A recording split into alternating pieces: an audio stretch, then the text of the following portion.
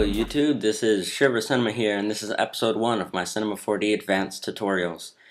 We're going to make a nice, cool, smooth effect in Cinema 4D. So if you saw my Cinema 4D Basics playlist, this is what we finished with, and it does look advanced, but it's really not that hard to make. So if you want to be able to make something like this, just watch the Basics videos first, and then you can head back into this. But for you that already watched this, we're going to actually delete some stuff to make it look a little easier to do, and not make it look easier, but make it look more simple and we can see better. So for the emitter, we're just going to delete that, and the light that's right there, we're going to delete that.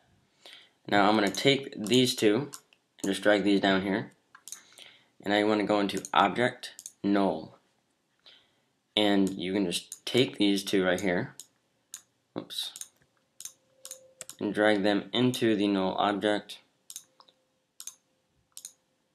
Just drag that null object down there. Nope, the null object. Okay, so there it is. Now what we're going to do is take our null object and move it up to about there. So now it's still going to go like this with our camera. So, yeah, it's still going to do that with our camera. But once you have this clicked, you want to go to MoGraph and Fracture. Now you want to take this, I don't know why it's double clicking, you want to take that and drag it into the fracture object. And I always take what I'm working with and put it at the bottom because it's easier to get to. So we have our fracture object, and you want to go to Mode, Explode Segments. Now as you see, it's not going to do anything yet.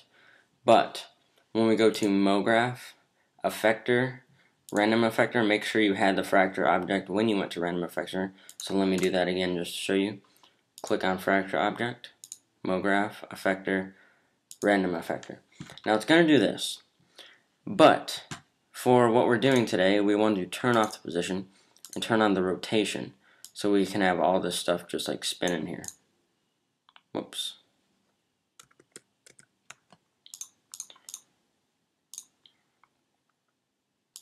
Make sure position.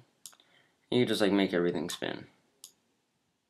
Like that. I don't know why it's clicking sometimes when I don't want it to. But once our camera gets there at 190, this is all gonna be at 0. Mouse isn't working out for me too well. So what we want to do is we can just click on like the R, click Control and just click that once. And then, say about 120, we're gonna change it to maybe 720 for each of these.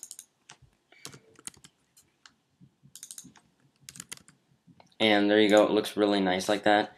Then if these are all still selected at 1, you can just click one of them and it'll do it. But then at the very end, I want these back at 0. And I'm going to show you what this is going to look like then. Okay, so this is what we have so far. We have our text, you know, we can always just edit that a little, and it's going to spin like that. Now, it does look a little rough for spinning, so I'm just going to turn that down just to 360, half of that, to make the speed go a little slower. It's not going to turn as much, but it'll look a lot nicer. So now if we start from right here, we see it'll just kind of go like that, and then it's just going to go back. So what we can do is we can add 160 frames. So now we have a little time at the end to see what we did, like that.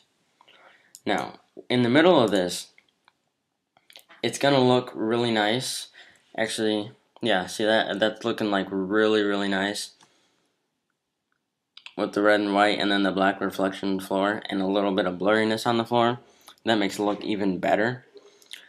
So I don't know what that's called, that effect, because it's using the fracture and the random, but I call it the spinning letters. I don't know. But that does look really good, and it's a cool effect just to have in some of your intros. And the only reason I brought it above the floor is because it would have went through the floor. Some of the parts of the letters would have went through the floor. Okay, this has been ShiverCinema here, and I want you to subscribe and like and favorite this video. It would help me out so much, because then I'd be able to get recognized, then I can get more popular, and then if I end up making some money from YouTube, I'd be able to give you guys stuff for free just by having competitions and stuff like that, like, I don't know, speed arts that you guys send in to me and stuff. But yeah, so if you guys can help me out, I'd be able to help you out. Okay, ShiverCinema here. Like, subscribe, and favorite this video, and I will see you guys later.